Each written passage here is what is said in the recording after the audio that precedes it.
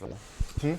My wife spent some time Really? in Nashville. Yeah, they're doing a history of country music for Turner Broadcast. Well, oh, that's right. Bob 6 Orman hours. must be working with her then. Yeah, he is actually. He Yeah. works for us. Yeah, yeah. He's a good writer. Very good writer. Well, that's good. I didn't know she was involved in that. Yeah. Does she have any country music interest? Really? Yeah, Well, she's getting some. more. She's getting She's some. learning. Well, you know, Eric spent a long time down there when he was doing a play. I got to know him. I hate to hear right. about his stuff that's going man, on, but he's I had a couple dinners with him. He's good. He was a good boy. He is a good boy. He just needs to get his shit together. Yeah, you got it. Got to do. I like him. All right, he's a nice boy. Reading the Michael Douglas file here in the paper. Oh, he's still loading tape. Well, we're not going to read the Michael Douglas file here. Just from file? a Variety. Came out, spit out my computer today. This morning? We're high tech. Well, last day or two. James.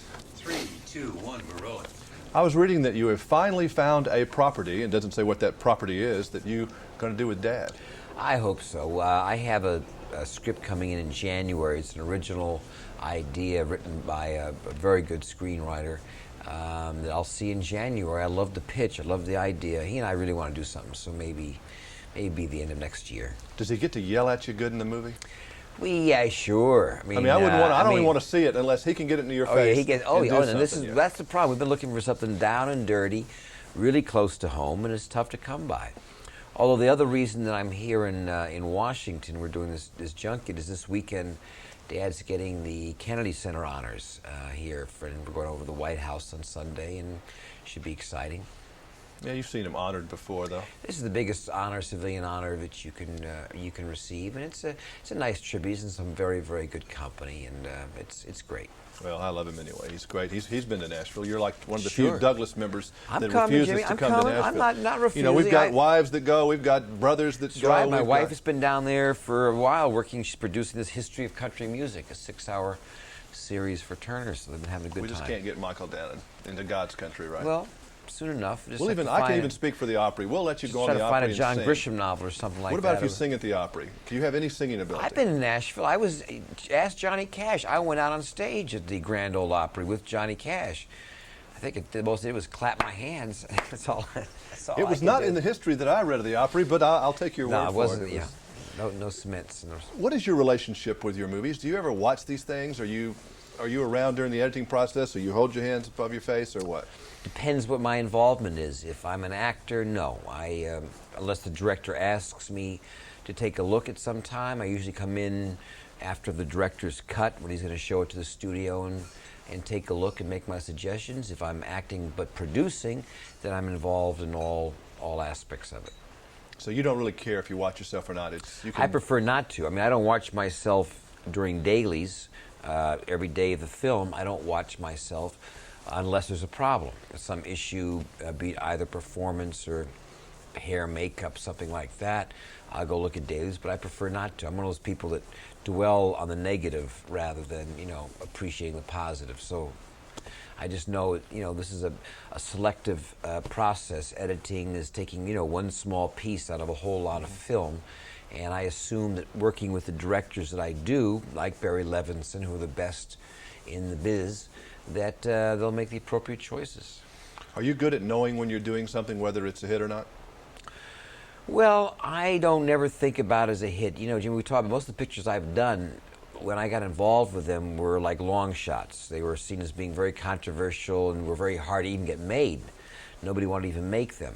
So all I know is if the execution is good. All I know is if the script is good, and I think I'm a good judge of material from being a producer. If the script is good, if the director's good, and then I, as an actor, because usually in these movies I'm in every single scene, which is getting to be a lot, and then promote and know if the other actors are good, then I think we're on the right track.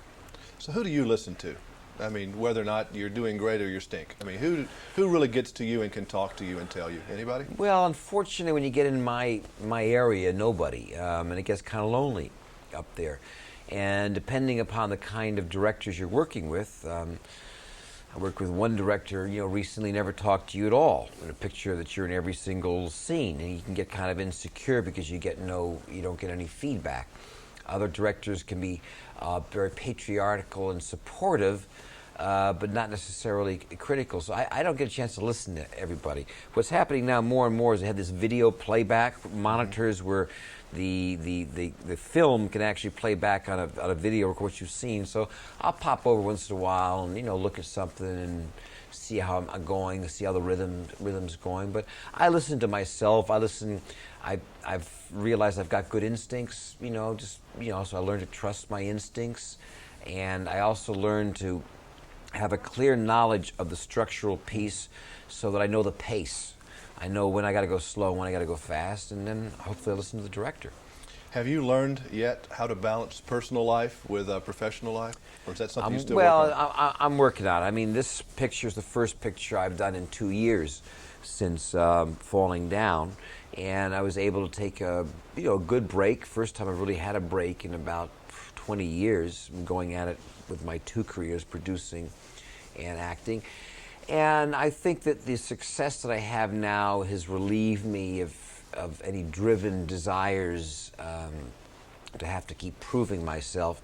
So I like just to work with friends. I like to work with good people I like, preferably people I know from before. It just makes it easier. And I'm going to probably cut down even more the amount of pictures I'm doing. So you'd work whether you got paid anyway. We won't tell Hollywood this, but you'd probably work anyway. Oh, I love this job. I'm just so grateful to my dad, and my mother, who's an actress. And I never would have been interested in it, I'm sure, if it wasn't for their influence or being around them. But I think this is the greatest gig alive. Because you still seem to be very excited about it, and that's good. Well, I love my projects. I've never had to do a picture because it was a gig. I've always done a movie because I emotionally wanted to do that movie, because I had to tell that story, or wanted to tell that story. And when you have that kind of passion and you execute it well, then you get the kind of controversy like we're getting with Disclosure, one more time. If we can just find a clip to show on television. See, that's why we're talking a lot today. All right, nice seeing you again, Thanks, Michael. Great to see you. Good to see you. Yeah, I saw a shot where he grabs her butt. I said, yeah, that'll get me on. Do the Yeah, last sure. shot.